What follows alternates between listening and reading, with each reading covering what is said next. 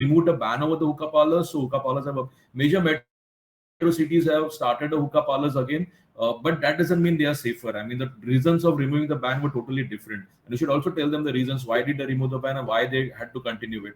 So hookah, first of all, there is a lot of research which shows that hookahs are more dangerous than cigarettes. Try to understand and explain that a cigarette, when you burn a cigarette, it won't last for more than 10 minutes. It will get burnt. Cigarette cannot last for an entire day. But when you see a hookah session, the session itself lasts for like 40 minutes and more. So it's a session itself. So when a one hookah session exposure is like exposure to smoking 25 to 30 cigarettes. So that is the exposure. Second thing, the hookah companies claim that there are a lot of flavors into it. But try to understand, if you pick up the flavor packet and read it properly, there is written over there, mentioned over there, nicotine content so and so. So there's a no hookah flavor. They're always having nicotine into it, which is the hook, and nicotine is, as you know, one of the most addictive substances. And a person getting into this addiction will graduate to other products as well. Third important point is the different poisonous gases. I mean, there are a lot of gases which come out. One of them, just to explain the people and make them understand the seriousness, this is a carbon monoxide gas. It's the same gas which Hitler used for the prisoners. So it clicks them, "Oh, this is so poisonous gas." I mean, I'm already getting exposed to it. Another important thing, all of you are aware about the interstitial lung disease. I mean, the lung is a elastic tissue. Because of the elasticity of the tissue of the lung, the lungs contract and expand. But what happens in interstitial lung disease, ILD, the lung tissue gets fibrosed, and because it's a structural change, I mean, there is no treatment available till date in any country, in any science, in any pathy. So this is a very dangerous disease, and one of the major risk factors are cigarette, BD, and hookah smoking. So it's not only about cigarette, BD, but also hookahs. I have seen patients getting into this interstitial lung diseases. Of course, there could be other reasons like pollution, industrial waste, but this ILD is something very serious, and we need to explain the people. Unfortunately, after these hookah parlors have opened up, a lot of youngsters like below the age of 20 and all are going to these hookah parlors, and they feel that hookahs are safer, or it's nothing harmful. But try to understand, I have patients who are got into hookah addictions. So these are addictions because nicotine is present, and people getting into hookah today, these youngsters are going to graduate into other tobacco products, which is again going to be dangerous. So please try to understand and explain people. And when you're taking the history also about smoking and chewing, also about hookah, because people don't even know that if they are have to hookah, they need to explain the people that if they are have to hookah, they need to explain the doctor, or they need to mention it to the doctor. Another thing is chirruts, are smaller form of like tobacco wrapped in a tobacco leaf itself. The smaller locally available forms are called as chirruts, and the bigger forms are called as cigars. Of course, it's a tobacco products and very dangerous. Electronic nicotine delivery dispensers. These are the new coming electronics e-cigarettes. Now they are called as ENDS. Now you can see these are available in different shapes and form, but present because of which the combustion happens, and it gives you the same feeling of smoking a cigarette. Now here, if you see, the only difference is the particular tobacco in liquid form and batteries are present. It could be either chargeable batteries or small batteries. It can be of different shapes. They are called like joules, mods, vapes, but the mechanism here remains the same. Now here, because tobacco is present and it is getting the combustion is happening, definitely it is having the same impact like any other cigarette. This is something very important for all of you to understand. Please explain the people that e-cigarettes are not at all safer, or it cannot be used as a harm reduction technique for a person who is planning to quit. Absolutely not. WHO has not yet approved any of these devices as a harm reduction technique. You will come across some of the research papers and all that claiming to this e-cigarettes are used safer or something like that, but it's totally bullshit. Don't get into all this trap. This tobacco lobby is very strong and they can influence the researchers also. But the fact remains, WHO has not yet approved any of the electronic cigarettes. Unfortunately, they are promoted in the wrong way also. Try to understand, this is having equally same impact right to the genetic level. It is affecting your body, and that's the reason more than 30 countries have banned the sale of electronic cigarettes completely. Even India has banned the sale of electronic cigarettes since 2019, but unfortunately we still get a lot of e-hookahs and a lot of other forms of e-cigarettes easily in the city like Mumbai. I have seen schools calling me where the 8th standard kids back have found the e-cigarette. I mean, it is that common. The parents are not even aware about it. And try to understand, again, it's an entry point. People into getting into e-fancy devices and tomorrow graduating to other products as well. So this is again a very important thing which is not miss in your history taking.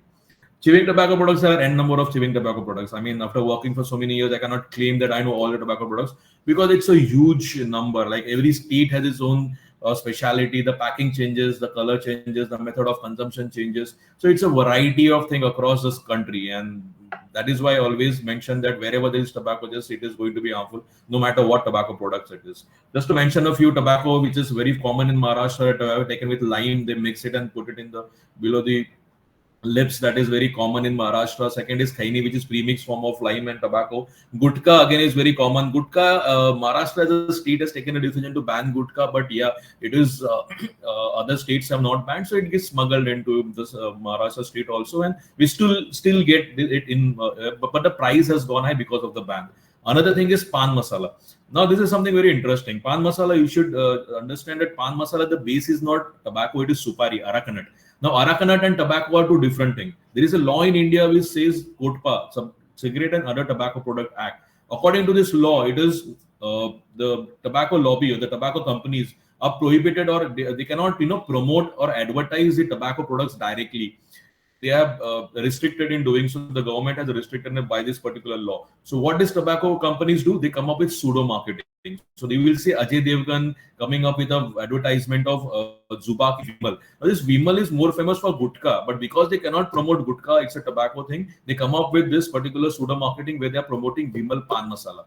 You can see Priyanka Chopra doing advertisement of Baba Ilaichi, and a lot of other actors doing different advertisements of different pan masalas.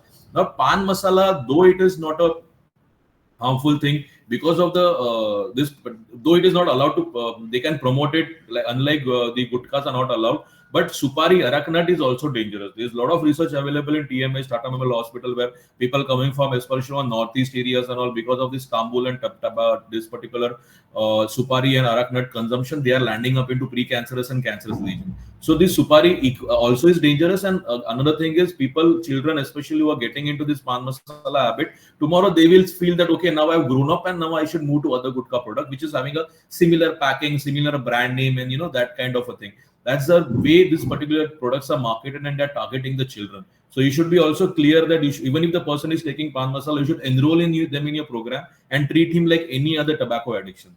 Another thing is snuff. Now snuff is what? Tobacco powdered into a small form of powder, and it is taken through the nose. It's called as snuff, or it could be applied to the gums also.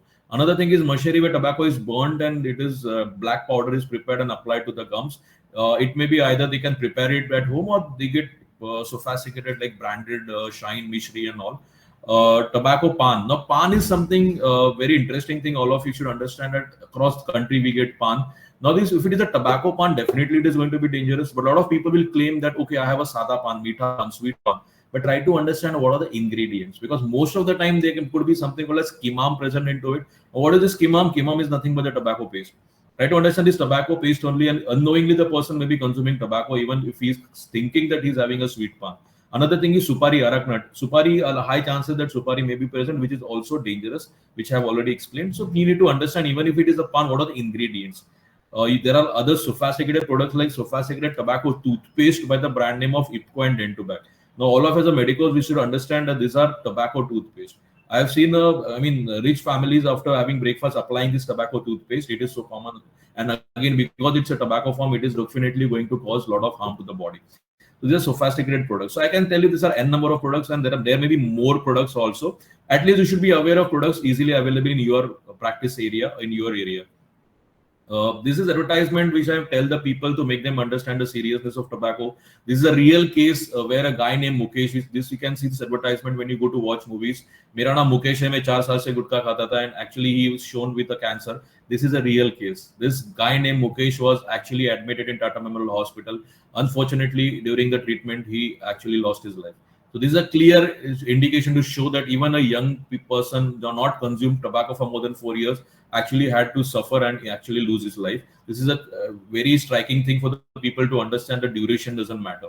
Again and again, when we tell the patient about the chemical, they may not be able to relate to the carcinogenic chemicals, but you have to show this image to them so that they can understand what are the harmful chemicals they are consuming. So I tell them there is ammonia in your detergent powder, there is cadmium in your batteries, there is acetone in your paints. So how many of you would like to eat your detergent powder or drink your paint or eat your batteries? So of course the people will tell, no, we won't do it. Why they don't do it? Because they know that there are poisonous chemicals, and these poisonous chemicals may harm the body. So you should tell them that when you are consuming tobacco products, you are actually consuming these harmful chemicals day in, day out.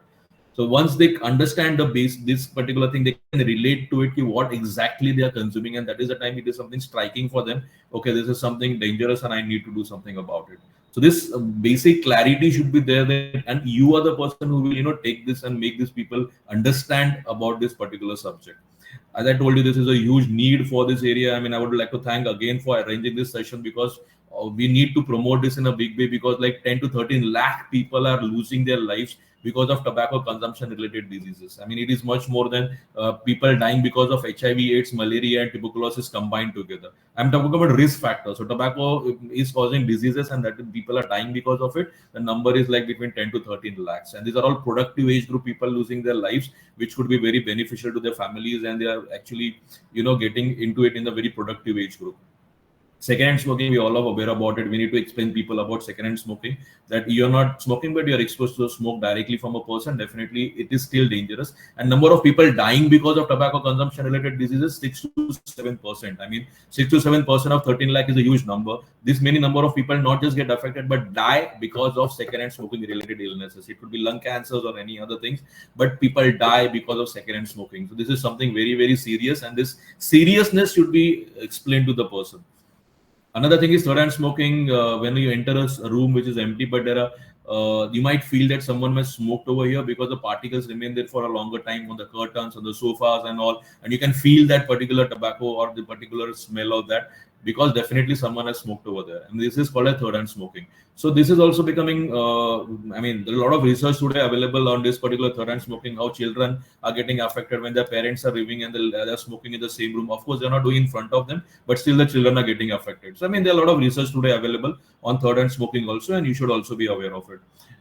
I'm not going in much into the diseases, because we all are much aware about it. There's a short-term effects like ear infection, sore throat, yellow, decayed teeth, bad breath, smell.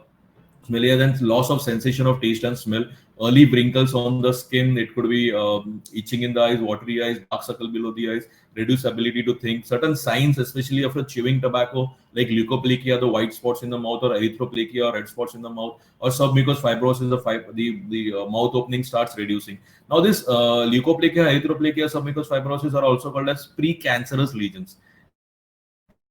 I mean, these are the conditions. The process still continues. Definitely, this is going to get converted into cancers. And the research says that if you get a person in the history taking, you come to know that a person has consumed tobacco for more than 3 years. Research says that if the person has consumed tobacco for more than 3 years, more than 50% of them would be showing one of this kind of precancerous lesion, either a red spot or white spot, either a submucous fibrosis. So in the history taking, immediately when you come to know it's taken consumed for more than 3 years, you should look out for this signs, because these signs could actually motivate the person to quit. We should tell them, ki, boss, now you have got this white spot, got this red spot or fibrosis, you should quit. Otherwise, this is going to get converted into cancers, and they can actually see it, so they will be motivated to quit also. Any non-healing ulcers for more than 3 weeks, it should be ruled out for cancers. Again, because of tobacco is the consumption is more, and the number of products, especially the chewing tobacco products, are n number of products we have, and as a reason we are number one in oral cancers. 90% or above, the reason for oral cancers in India is tobacco consumption. I mean, it is like if the consumption goes down, the rate of the cancer cases will go down. So oral cancers, we are number one. It's a very unfortunate thing. You must be seeing people coming up with chain of cancer hospitals and daycare units for cancer chemotherapies and all. I mean, it's very unfortunate that people are, earning or looking at a business into cancers. A lot of misconception with tobacco, cigarette smoking, that it causes only lung cancer. I mean, it can cause like 16 different body part cancers. Long-term impact, if you see chronic bronchitis, reduced lung function, asthma, coronary heart disease, heart attacks, gum diseases, tuberculosis. Now, how tuberculosis and tobacco are related? Try to understand, tobacco has an inherent capacity to kill your appetite. तंबाकू खाने से भूख मर जाती है. It kills your appetite. And if your appetite goes down, you won't eat. And if you don't eat, your immunity will get compromised. And we know a lot about immunity, because a lot of young general public knows about immunity because of COVID has taught them about the importance of immunity. And once your immunity starts dropping, you get exposed to a lot of different infection. And because tuberculosis is most common in India, people are lined up into tuberculosis. So I have done a survey into about TB clinics as well, and we found like 80 to 90% people were tobacco consumers, and that had compromised their immunity, and they were suffering from tuberculosis. So tobacco kills your appetite. Diabetes, again, with tobacco, pseudoglucose is released in the body, and it is again very dangerous. And with a person with diabetes, will find it very difficult to maintain the sugar levels if he's consuming tobacco. Cataract, early cataracts would be developed. and gangrene, the blood vessels will get constricted, and the smaller blood vessels supplying the peripheries, if they are not able to do it, the parts will get decayed, and this is called as gangrene. Of course, we all are aware about it. And the smokers, it is very, very common. That is why it is also called as smokers gangrene. The blood supply to the brain is reduced, it will cause you paralysis. The blood supply to the heart is reduced, it will cause you heart attacks. You can cause stroke, it can cause macular degeneration, blurred vision, impotency. It is a known fact that it causes impotency in men. Smoking is one of the major causes of infertility. Again, in women, we see a lot of girls in a number of corporate women and girls smoking. I mean, these are all educated girls. I mean, it's very difficult to understand, in spite of knowing the impact of smoking, why they are getting into it. But we need to explain these girls very clearly, and it is a very important thing that they are ruining their reproductive life, which they are not aware about. They are ruining their reproductive life. It is a known fact that it causes infertility, miscarriage, stillbirth, low birth with babies, and sudden infant death syndromes. I mean, the entire reproductive life is getting problems into it because of smoking and chewing tobacco. So you need to explain this, because you can see nowadays a lot of IVFs and other infertility, this particular patients increasing day by day. And of course, there are other reasons for it. But yes, tobacco and smoking will definitely be one of the major risk factors. I've been talking a lot of negative things, but what I've seen in my personal practice, that if we're talking about a lot of positive aspects, definitely it appeals the person more to quit. So if you see, I talk about the benefits of quitting. Like, it's not just the benefits about how money is saved and social benefit, like your children won't do it or your acceptance in the society will be more. But there is something called as health benefits, and which is we need to explain the people. So I explain them in a language which they understand. That if you fall down, you get an injury. That injury won't last for long, because there is a healing process going on in the body. Similarly, when a person stops smoking or stops consuming tobacco, there are good changes happening in the body, and there is a proper research available. What are these good changes? So we need to explain them that once a person stops smoking, within 20 minutes, its heart rate and blood pressure starts getting back to normal. Within 12 hours, his carbon monoxide level starts getting back to normal. Within 2 to 12 weeks, lung function test starts improving. Within 6 months, the chest congestion and all goes away. Within 5 to 10 years, your risk to heart attack, stroke, paralysis drops by 50%. And within 15 years, you're as good as a non-smoker for any cardiovascular disease risk. I mean, this is something we need to explain the person, that the earlier you quit, the earlier the body will get chance to repair and you will get out of it. Because a lot of people will tell you, I've been doing this like 2-3 years, 4 years, 5 years, 6 years. Now, what is the point of quitting? Because there's a lot of damage which I've already caused, and now there is no choice and I have to continue it. To tell them that this is not a fact. The earlier you quit, the earlier the body will get chance to repair. And believe me, this has appealed a lot of people, and people have actually thought of quitting, and they have taken help, and they have got motivated by this. So this is something very important. We as medicos should tell the people that there are good changes happen in the body, and definitely as the earlier you quit, the earlier the body will get better. We should not wait for the person getting into the cancers and other deadly diseases. Proactively, no matter what is the diagnosis, even if the person is coming to you with an accident case or a dengue malaria case, but if the person is having a tobacco habit, we should take this opportunity to counsel him, tell him, motivate him, and tell him that we should not come to wait for getting cancers and getting other deadly diseases and then planning to quit. It is the right decision there and there itself, because there is a good changes happening in the body. I hope everyone understands it. This is something very important which has helped me to motivate a lot of people. So why do people get into the addiction? Because we are going towards a treatment, we need to understand what reasons of addiction. So one of the major 4 reasons of addiction, people getting into addictions, are characteristic of the chemical. So what do you mean by characteristic? Like gold has some characteristics, silver has some characteristics. That's the characteristic of these addictive substances. That there is nicotine in tobacco, there is something in alcohol, there is something in narcotic drugs. So these chemicals by nature, they are addictive. Like nicotine is one of the most addictive substances in the world. If 10 people are smoking for the first time, there are high chances that 8 to 9 will get into addiction, because nicotine will go in the body, create receptor level changes, and these receptors will keep on demanding for more and more nicotine, because nicotine reaches the receptor, dopamine is released, and it is an addiction cycle. So this particular thing, it is addictive, and that is why we need to understand that we should not allow the person to try. Like people feel once I should try or something like that, but at once could also be a detrimental, because nicotine is one of the most addictive substance in the world. Second is personality. Personality is like your having a good personality, strong personality. You can say no to wrong things. You won't fall prey to peer pressure, friends pressure, environment, work pressure, and all, and get into addiction. So personality plays a very important role. Third is friend and family support. If your friend circle, family support is good, definitely people won't get into it. And even if they are getting into it, there are high chances to get out of it if they are getting good support from the family. There is a good case study which you can watch on YouTube also, that the Vietnam War which happened. The US soldiers were in Vietnam for a long time, but this war was not an actual war. Actually, they had nothing to do, so they were given a lot of drugs to consume. It was much of Cold War. So these people were into drugs and all, but when they war got over and these US soldiers came back to their families, 99% of all these people were off all the drugs. So the environment changed, and with the support of their family, none of them were into the particular addiction. This is a real proven case study. So the family support and friends which plays a major role. So in the treatment also we take the help of the family. Stressful environment. It is often observed that if the person is exposed to stressful environment and this particular stressful work condition, definitely the chances of them getting into addictions definitely will increase. Again, these are the four major reasons. That doesn't mean these are the only reasons, but yes, these are the four major reasons why people start or get into different kinds of addiction. Smoking, if you see why people get into smoking, even when the packet mentions about the different cancer images and the harmful warning, there's a lot of curiosity in youngsters and people, I should try everything once or something like that. Or some wrong beliefs what they carry, that I won't get cancer. Like in COVID, people used to think I won't get COVID, and they did not follow COVID protocol. They used to feel I won't get COVID. Similarly, there are long beliefs which people have friends. We did a survey with why his girls also started smoking. It again, people feel it's a cool factor or no fashionable, stylish, because unfortunately our actors are promoting it in a very wrong way. And believe me, in India, these actors have a huge influence. And I have seen actually people telling me we started after watching this particular thing. So this is having a huge influence on the general public. To stay slim, a lot of models also smoke. As I said, nicotine kills your appetite, but we should explain them this is a very wrong way to do it, because the repercussions are going to be very bad, because you are actually consuming very harmful chemicals. A lot of people feel it releases tension because nicotine, as I said, releases dopamine, which is a feel good hormone. For a slight time you might feel better, but then try to understand this nicotine has a dual role.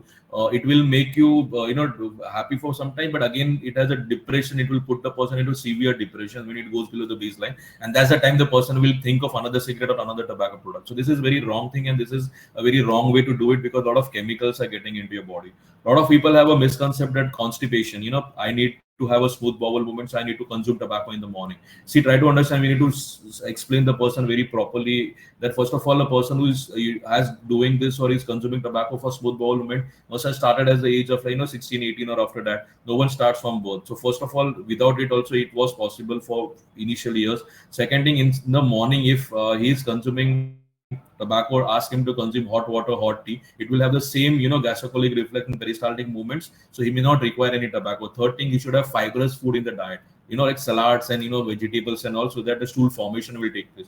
Fourth thing, I tell the people, if in doing all these things, you're still suffering from constipation, you can go to a doctor and take a proper medicine for constipation. Have you seen any doctor ever prescribing 3 BDs or 3 cigarettes or 3 gutkas? Of course not. So people understand it. Yes, this is not a medicine and I should not take it as a medicine. So this is something very important. We need to counsel the person about it.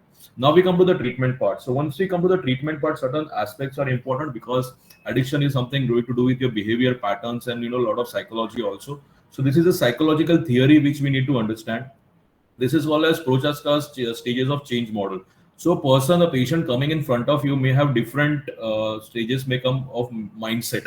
So, the person who is coming in front of you, he must have never thought of quitting, or his family members have got him to you, whether he has not yet decided. Second thing, he has not yet decided, but yes, he wants to do it, or he is thinking about it.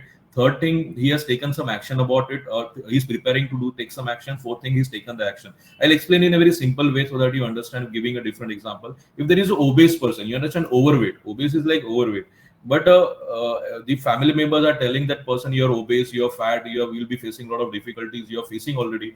But a fat person is okay with it, and they will tell, okay, I'm not fat. So they have not even accepted the fact. Similarly, a smoker, if you tell, he will tell that I'm okay with smoking, I don't want to quit, and I'm okay with, I'm enjoying my smoking. So this is a typical pre-contemplation stage where the person has not even thought of quitting. Then comes to the contemplation stage. Now, what is contemplation stage? Where the person starts thinking, oh, I'm facing some difficulty. Even my doctor is saying that a lot of things, I'm also getting impacted. So they will start thinking about it. Of course, they have not done anything about it. Third is the preparation stage where the fat person will, pay a gym cum membership. So he will plan for it. If the smoker will give you a quit date, you from this I'm planning to quit. This is a preparation stage. Then comes the action stage where they have actually taken that action. Where the fat person will start going to the gym, the smoker will quit cigarettes. Yes, completely quit. So that is the action they have taken. Now, obviously, after the action, there are two chances. Either they will continue it or they will relapse. So there are two chances: either they will continue it or they will relapse. So there are two chances: either will maintenance and relapse. The fat person may again stop going to the gym and the smoker may resume to the.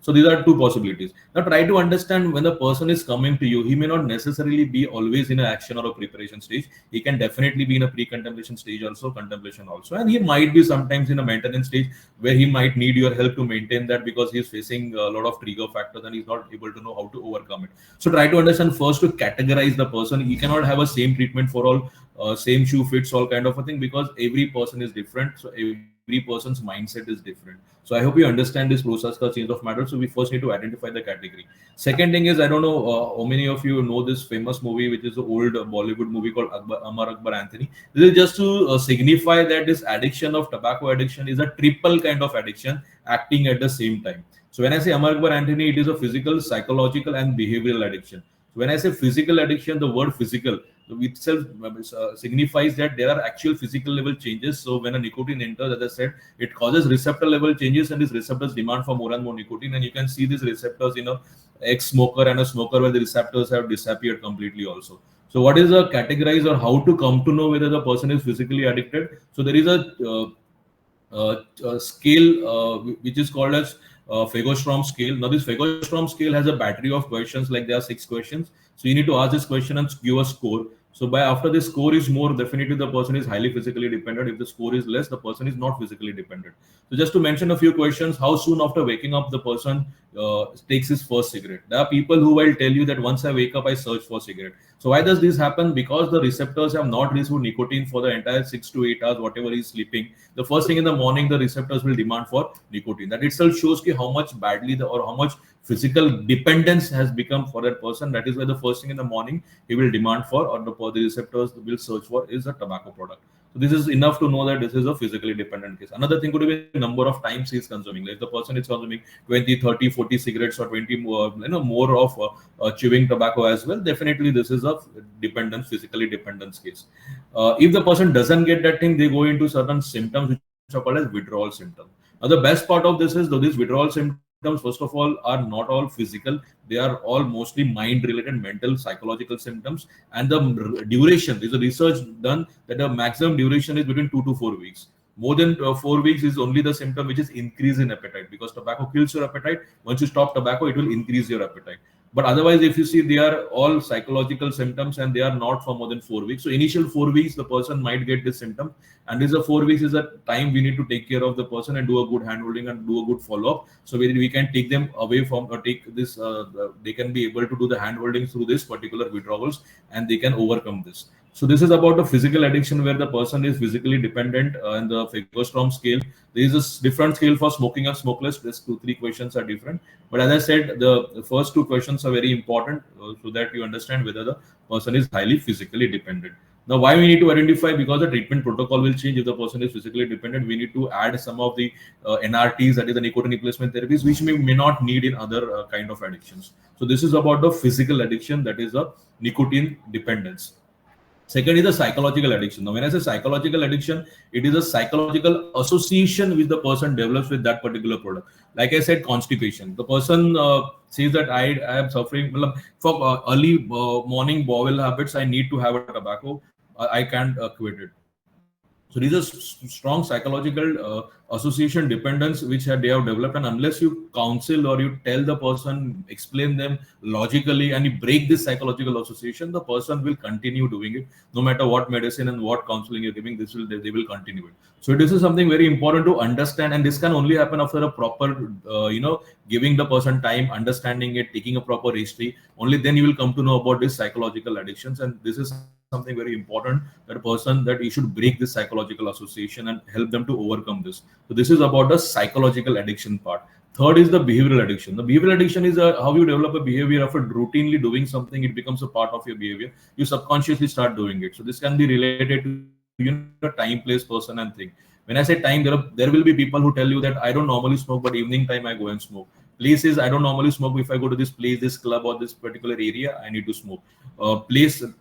Person, when I'm with my friends, only that time I smoke. Or thing with the cutting chai, I need to smoke, or with alcohol, I need to smoke. There's something trigger factors. So these are all trigger factors which trigger the person and becomes a part of their routine.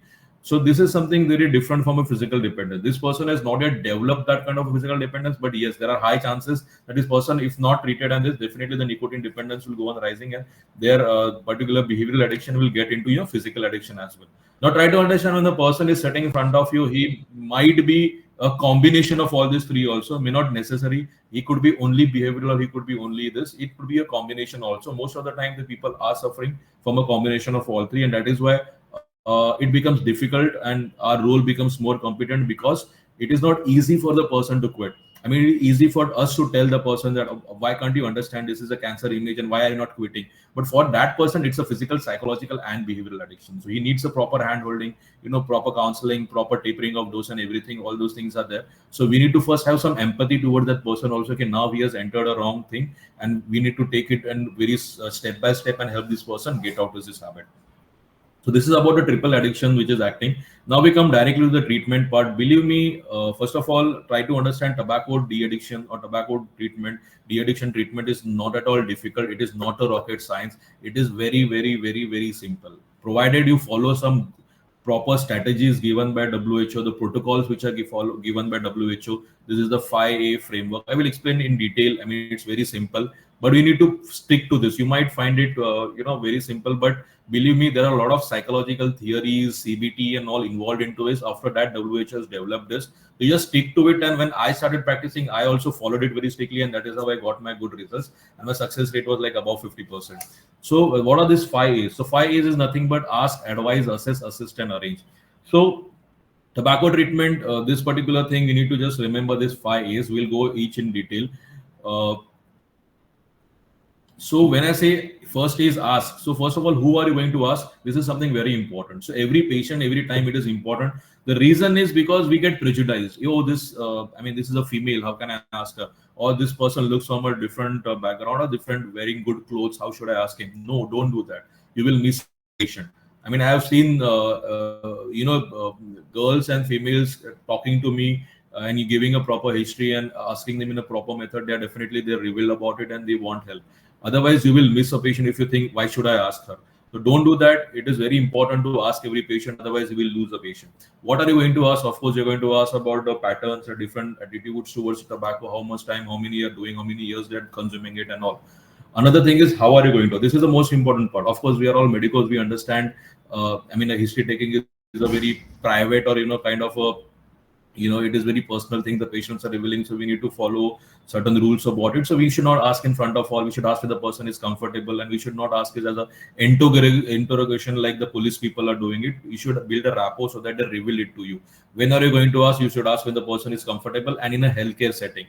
Don't start counseling the rickshawalas in the rickshaw and auto drivers and taxi drivers inside it. Of course, you can tell them this is bad and you should not do it, but up to that level only you can tell. You cannot ask. So healthcare setup is a different thing. The same rickshawala, when he visits you in a healthcare setup, he will be different. He will be more receptive. He will listen to you. Otherwise, he may not listen to you. So when the healthcare setup and a comfortable place is important, and where a healthcare setup. So this is about the ask. So who are you going to ask? What are you going to ask? How are you going to ask? When are you going to ask? And where are you going to ask? These are basic things, basic protocols we have to follow. Second is, once you have understood the person is in a tobacco habit, the next very important thing becomes is advice.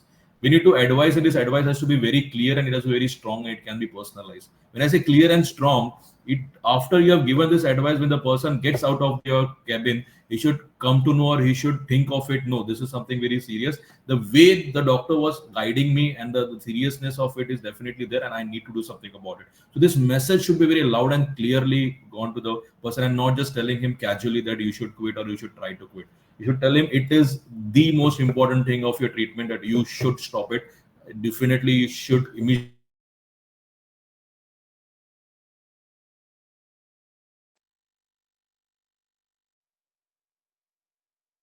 strong messaging should happen. Personalized, of course, the person has make it and how the disease condition will worsen if they are continuing it. So this is about the advice. So once you asked it, second thing is you have to advise about it.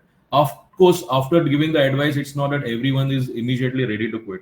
So this is something where your assessment comes to. So this is the next step, that is the assess. So you need to assess the readiness. So when I said readiness, all the people whom you are giving an advice, first of all, they may say they are interested, or they may say they are not interested. It could be a typical pre-contemplation kind of a stage where they are okay with it. So it could be yes or no, interested, yes or no. Next thing again, even if the person is interested, that doesn't mean he's immediately able to quit. So he's interested, but having confidence to quit, he can ask you, give me a protocol, I will follow it. But there may be people who may say that, of course, I'm interested, I want to quit, but I'm not able to do it. I'm having difficulties into it and all. I'm not able to do it, and I don't know whether I will be able to do it or not. So this is about low confidence and want to quit but low confidence. So this is something is we can tackle it differently by this protocol called as 5 R's. So all those people who are not interested and interested but not confident, there's a different protocol to be followed called as 5R strategy. I will explain it to you. And the people who are interested and who are confident, we have to go on to the next A after the assisting. That is the assist. When I say assist, we have to assist them with a proper action plan. Now these are action plans are nothing but a proper strategies. Now the person is ready, he wants to quit. So what's the problem? Just give him a proper plan, ask him to follow the plan, do the hand holding, and he'll be able to quit. So this is the typical assist stage where you need to give them different action plans. Again, these action plans are very simple. Like first action plan would be a STAR acronym. The STAR acronym is easy to remember. Also, ask the person to set a quit date. Of course, I don't in India we don't give a quit date because a person might not stick to it. To tell them that today is your quit day, today is your new birthday, and start from today itself. Second, tell your family members. Why this is important? Because this particular withdrawals, if you saw a lot of psychological withdrawals, the person feels angry, irritated, shows tantrums and all, and the family should not get affected. And if the family fights back with them, and again it would be a very problematic situation, and the person might go back to the tobacco consumption, which we don't want. So tell the family so that the family supports him in this entire journey. Of course, friend and co-workers, if they are also into the habit, at least they would avoid doing in front of him, which might trigger the person. It is a very simple step, yet a very important step. Third is the most important step, that is anticipating challenges. I ask the person, if you are not getting the tobacco product, what are the problems you face? So anticipating those problems.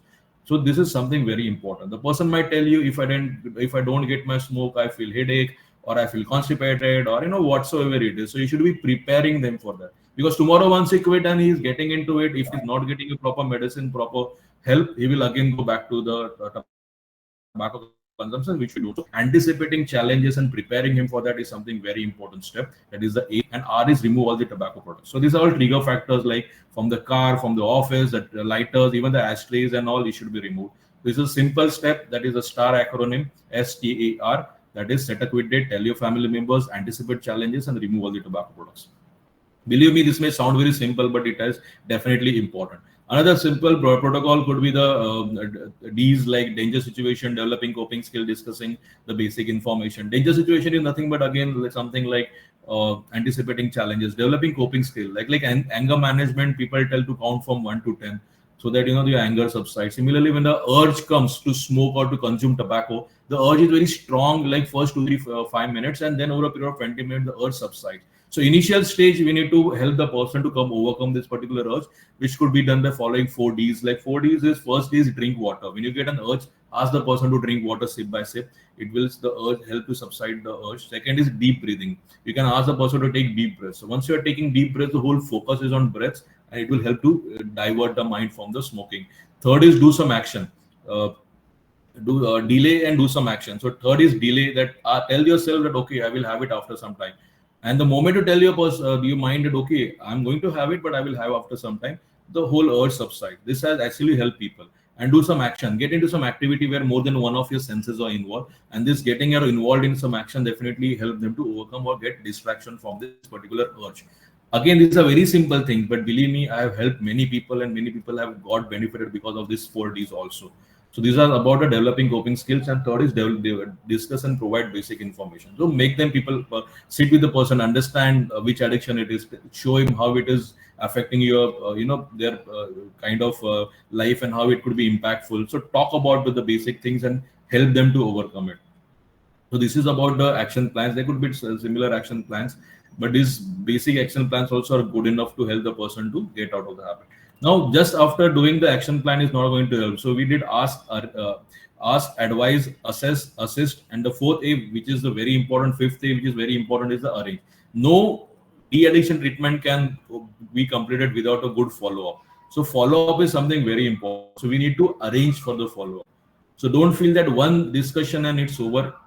Definitely for de-addiction, there has to be a follow-up. And as I said, initially the 2 to 4 weeks are very crucial. The frequency of the follow-up should be very good in the initial days, and later on it could be, like 2 weeks, 15 days, or a month also in the later days, just to see to it that there is no some relapse happening. But initially, yes, definitely there should be a good handholding, because the withdrawals are there and the high chances that a person might get back to it. So first of all, you need to arrange for it. Secondly, there might be some underlying mental illnesses and all, where you might require a person to take some more help from, like a psychiatric treatments and all also. So we need to identify that also, and if required, we can definitely refer the person. So this arranging is again a very important part of your file. So first is ask, second is advise, third is assess, four is assist with the action plan, and the fifth is arrange for the follow-up. So this is taking care of the person who wanted to quit, who is interested in quitting, and who is confident about quitting. So remember, there was a set of people who are not interested or interested but not confident. These are kind of do 5 R's. So what are the 5 R's? Basically, this is relevance of quitting, risk. Or when I say risk, it is not just the health risk; it is all other risks, the economic risk and other risks. And when I say reward, it is also again the health reward, roadblocks and repetition. So there is something called as motivational interweaving. Now, when I say motivational interweaving, it sounds a big term or something like that, but it is very easy to implement. The moment you are actually implementing this 5R strategy, you are actually implementing the motivational interweaving. So when I say 5R, what are these 5R? These are basically, you need to talk about the relevance of quitting. So people, you should explain how this quitting is personally relevant for this particular user, and you need to explain it to them. Risk of tobacco use. When I say risk, it should always be economic risk, not just the how it is affecting your health or causing you cancer, but you should tell them how much money you're losing, how your family is getting affected. So all the risk factors, you should explain them. Rewards is again, when I said not just the health, the other risks, but also the health benefits. Like I explained you to what are the good changes happening in the body. Roadblocks. Now roadblocks of quitting is why the person is feeling that he's not confident. What are the problems he is telling you, why he's not able to quit, that we need to understand. So he might be facing some other things which we need to talk to him, understand it, help overcome this, and that is how the roadblocks can be removed. And after all, again, assess the case, and again give him a proper action plan, get him to that particular stage of contemplation or preparation where he's ready to quit, and then give him a proper action plan, like we have already discussed about the different action plans. This is again very simple. Only thing is, for this case, definitely we need to give some more time, and it can be tailor-made also. If the person says I am not ready to quit, definitely we need to tell him, first of all, get him to a level. I mean, if he's not ready to quit, there is no point in giving an action plan. So here what you can do is just talk to him about risk and rewards. Tell him ki these are the risks, and tell him these are the rewards, and tell him this is my contact number, or this is our department where you can come and take help. We are ready to help you. He may not immediately ready to quit. That's okay, absolutely fine. I mean, you cannot make every person quit. Definitely there will be people who will still continue. So don't feel bad about it. But of course, feel good that I have at least explained him in detail the risk and rewards, and I have given him an opportunity. Whenever he feels like quitting, he can come back to us. Definitely he will come back to you. But at that time, giving him the action plan and then saying he's not quitting, that is not going to help. So it can customize it for a person who is not interested. Just talk to him about risk and rewards. Of course, the person who is interested but not confident, try to understand why he's not confident, something about the roadblocks. Try to understand what are the roadblocks and help him to overcome it. So there could be, how could you make it more relevant to encourage the person about, talking about a patient's disease status, patient's family or social situation, patient health concerns and all, and make it more relevant, why quitting is more relevant to him. So this is about the risk and rewards. Talk to him about the acute risk, chronic risk, environmental risk, and emphasize more about the other risks like economic and health risks also. And talking about rewards, which I have already explained to you. So roadblocks could be like, he could be difficult. He could be facing difficulties because of the withdrawal symptoms. He could be having fear of failure, or he could be fearing about weight gain or lack of support or depression, or he may be enjoying it or being around tobacco users. He want to be around them. That is why I need to do it. Limited knowledge, or he may not be aware of some basic facts which we have to explain it to him. So this could be several reasons. I'm not saying there could be one of them. I mean, every person is different. It could be different, but we need to talk to him about this and try to understand those roadblocks and help him overcome it. So this is something about tobacco, the 5 R's about it. So you can customize it. When the person says quitting is not important, talk about risk and rewards. When he says quitting is too hard, talk about the roadblocks and help him to overcome it. So this is was about the how the protocol of 5 and 5 Rs we followed. These are certain difficult cases. I don't think we have that much time. I'll directly come to the pharmacological and non-pharmacological treatment part of it. See, now try to understand, when I started my practice as a tobacco de-addiction expert, I also felt that once I come to know or understand the medicines or the NRT part of it, it could be like a magic wand and I could help more and more people. But the more I understood and studied about it, it is just one part of the treatment. Definitely, it has its own importance, but it is not the entire treatment. So try to understand, tobacco addiction is 80% of counseling, 15% of NRTs, that is the nicotine replacement therapy, and 5% of antidepressants like the bupropion and varenicline what we use. So majority of the thing is a good counseling, because it's a de-addiction, it's a psychological behavior aspect is there. So we cannot just give a medicine and expect that the person is going to quit. So NRT is definitely, I will tell you when it plays a role and all, but it's a one part of the treatment. Now NRT, the name suggests nicotine replacement therapy. When a person is smoking, I told you he's consuming thousands of chemicals, out of which 200 are poisonous, more than 60-65 carcinogenic. So what they have done, the addiction is of nicotine and not of the other chemicals. So what they have done, they have removed nicotine from tobacco and prepared chewing gums and patches. And when you get an urge, the person takes these things and the nicotine reaches the receptors and the urge subsides. So this is called as nicotine replacement therapy. You're replacing nicotine from the tobacco into a crude form, which is helping in the treatment of the person. So this is called as nicotine replacement therapy. So these are available in different forms like chewing gums, lozenges, patches, inhalers. In India, the chewing gums and patches are more common. Inhalers are not available and are very costly also. But the chewing gum and patches, I will tell you how they have to be applied. So basically, if you see patches, they are available in, it's a 24 hours patch. So it has to be applied like a bandage on a skin surface, which like below in the axilla on the back, and on where the skin surface is maximum can be exposed or can be applied.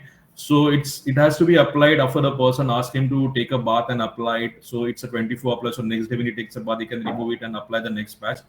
The doses are very simple. If the person is highly dependent, consuming more than 20 cigarettes, you should start with a 21 milligram patch for 4 weeks. Then taper to, means reduce your dose to 14 milligram patch for another 4 weeks, and then come to 7 milligram patch for another 4 weeks. Now try to understand a person who has been smoking like more than 20-30 cigarettes for like 10 to 15 years, and he's fixed his mindset ki he cannot quit. I mean, it's very impossible for him to even think of a day without cigarette. But with the help of this patch, because the same nicotine is releasing for 24 hours and his receptors are getting those nicotine, he doesn't require to hold a cigarette or smoke a cigarette, because he is getting the same feeling. Imagine the confidence what he gets. The person who has not left or not even single day gone without smoking or cigarette, he one day passes and he comes to know, oh, even I can stay without cigarette. So slowly that confidence starts building, and with the regular hand holding and good counseling support, we can slowly taper the dose and get him out of the habit. And I have actually practiced it. I have actually given patches to lots and lots of people, to heavy tobacco consumers and all, and definitely I have seen very good results into them also. So the basic funda is very clear. If the person is highly physically dependent, the person needs to be supported by nicotine replacement therapy, which it could be a chewing patches and all, and slowly taper the dose and with the counseling and regular good hand holding, get him out of the habit completely. So this is about the patches thing. They are in 21, 14, and 7 milligram. If the person is smoking less than 20 cigarettes, you can start with the 14 milligram, then 7, and then 7 for another 2 weeks, and it could be good enough to do it. So it's a little bit of you have to take your recommend, because in India there are a lot of chewing tobacco products or dual products also. So you need to understand, okay, this is highly dependent or not, and accordingly you can decide whether to start from 21 or 14 milligram. Chewing gums are again, the problem with patches is the patches are really costly. Like a treatment of the 4 weeks can cost you almost 7 to 8,000 rupees, which the person may or may not afford or may not want to spend on that particular therapy, because he says my BD is lesser costly than that. So that's okay, perfectly fine. I mean, that is the only drawback, that the patches are excellent, but the cost is very high. Chewing gums are comparatively cheaper. You might get a 65-70 rupees strip, and this particular again are available in 4 milligram and 2 milligram. So same thing, you have to consume it accordingly. You can understand the dependence and suggest whether to start from 4 or 2. If it is highly dependent, start from 4. If it is less, start from 2 milligram. But again, this is acting in the same way to helping you to overcome that urge. Now there is a proper method of consuming it. Unfortunately, it is a OTC product. People just go and buy it, and they don't. Then they come to us and they tell us, "Ki, oh, nicotine, we have tried it. It isn't working." First of all, it is why it is not working. First of all, everyone doesn't need it. Second thing, there are proper dosages, so you need to take in a proper dose. Third, it is a proper method of consumption. Like you have to do the chew and puff method. You have to slightly chew it and keep it for a long time till the taste goes away, and then you have to put it again, chew it and keep it on the other side. This is how it has to be consumed. So it is not just taken like any other chewing gum. So you need to take it in a proper way. And of course, fourth most important thing is you have to handhold with regular counseling, follow up, and taper the dose. These are certain technical things also involved into it. So we should always guide the person properly. It is available in 4 milligram and 2 milligram. As I said, it is comparatively cheaper, and definitely people I have benefited with this chewing gum as well. So that was about the nicotine, which are, as I said, lozenges are also available. They are also available in 4 milligram, 2 milligram. You can use it in the same way.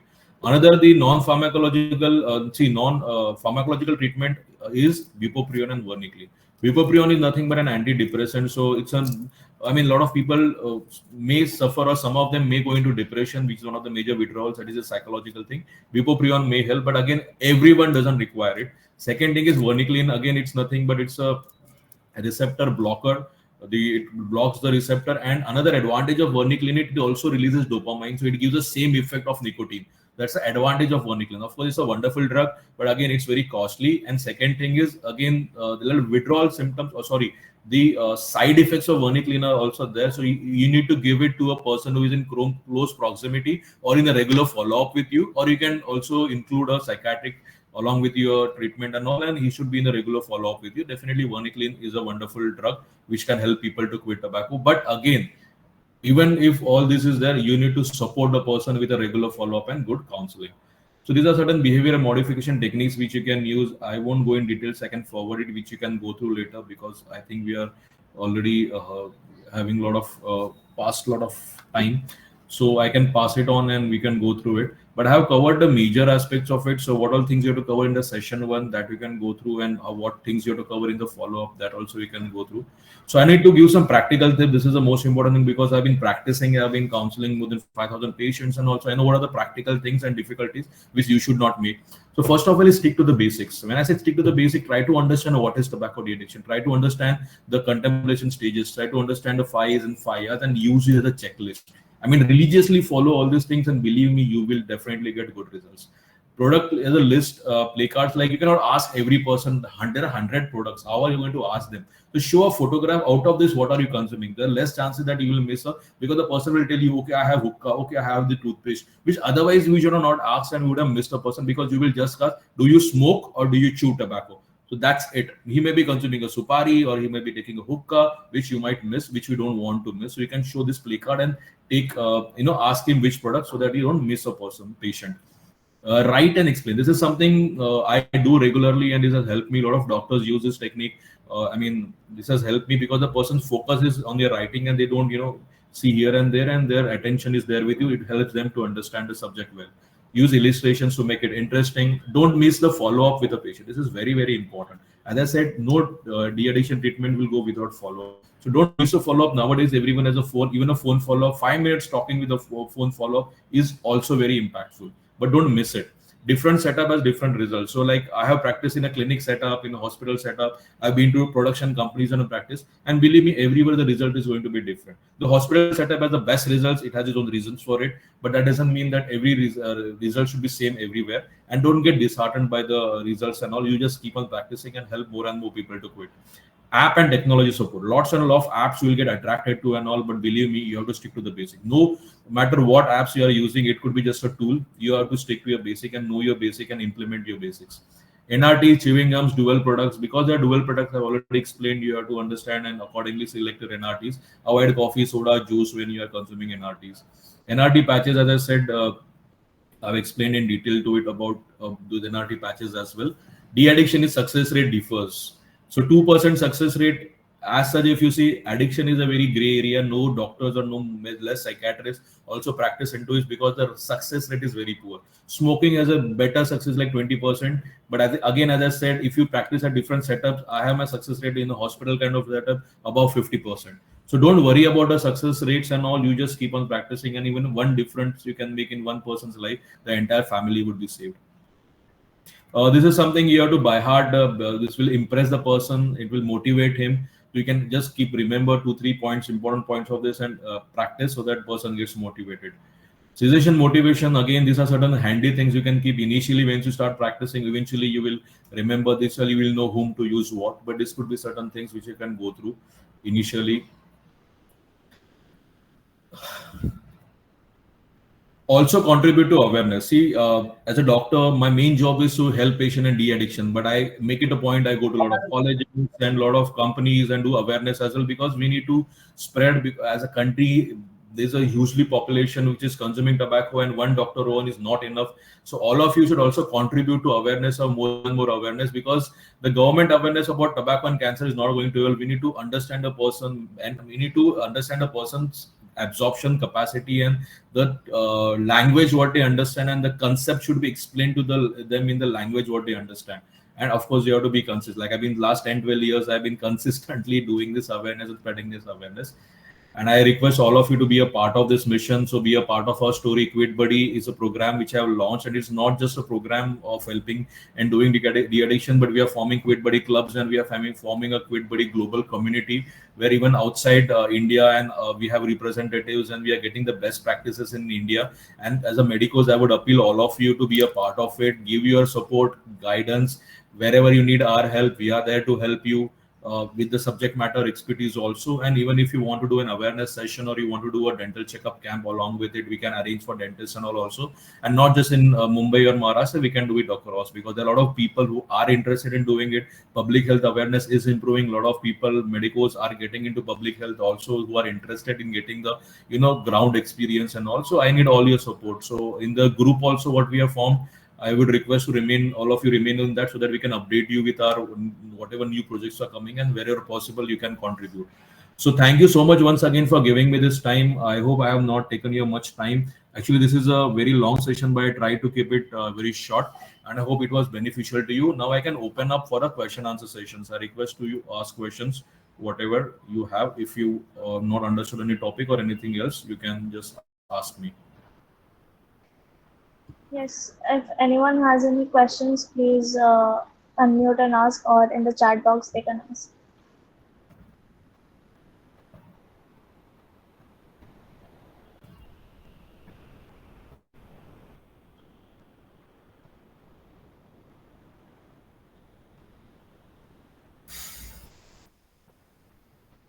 I hope it was beneficial. You got to learn some new things.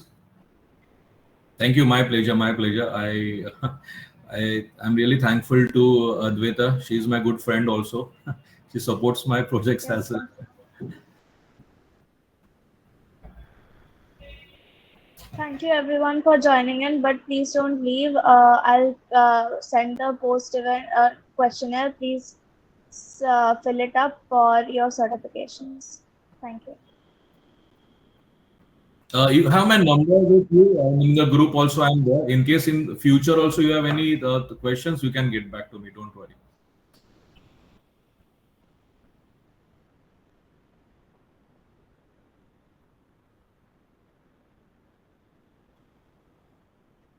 Thank you. My pleasure.